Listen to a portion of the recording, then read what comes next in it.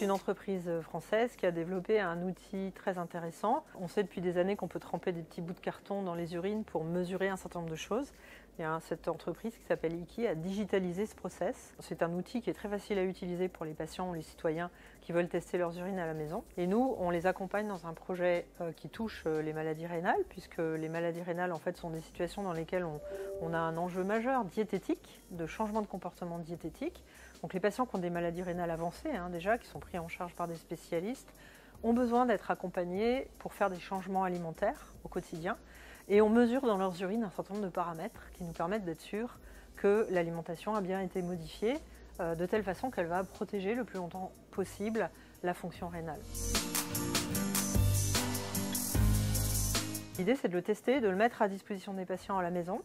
Ils ont eux-mêmes une petite application sur leur téléphone qui leur permet d'avoir des informations qui les aident à changer leur comportement alimentaire. Donc c'est de l'éducation thérapeutique. Et le professionnel de santé de son côté, les diététiciens, diététiciennes ou les professionnels de la nutrition qui les accompagnent, ils vont avoir les résultats numérisés de ces analyses faites à la maison, en même temps que des informations que le patient va renseigner sur ce qu'il a mangé, ce qu'il a bu, etc. Des questions qu'on peut lui poser plus précisément.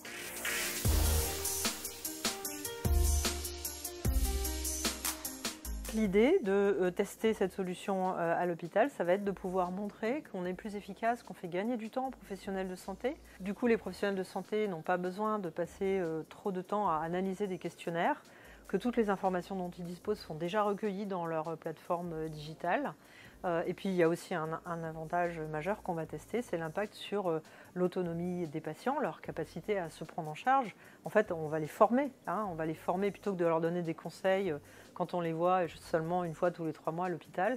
Tous les jours, ils vont pouvoir apprendre des choses sur leur nutrition et devenir de plus en plus autonomes pour changer leur comportement de santé.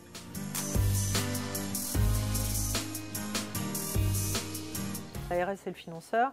L'ARS a sélectionné ce projet sur un dossier. Ce qui est vraiment intéressant, c'est de pouvoir avancer ensemble maintenant. On a mis en place un comité de pilotage qui associe à la fois les membres du tiers-lieu, l'entreprise, le service de néphrologie de l'hôpital Pitié-Salpêtrière et le département de néphrologie qui va gérer cet appel à projet sur le terrain.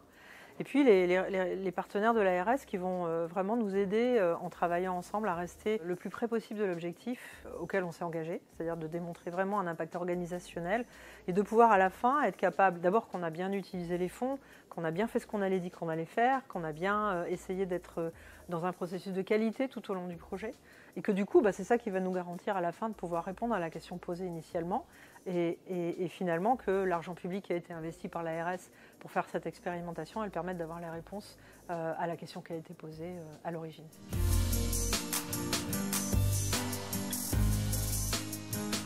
Oui, alors l'ARS a fait le choix de sélectionner une entreprise qui a déjà pas mal avancé sur son chemin. Donc c'est une solution qui a déjà marqué CE, qui a pour objectif de pouvoir être commercialisée, qui a besoin de faire de la démonstration dans différents champs.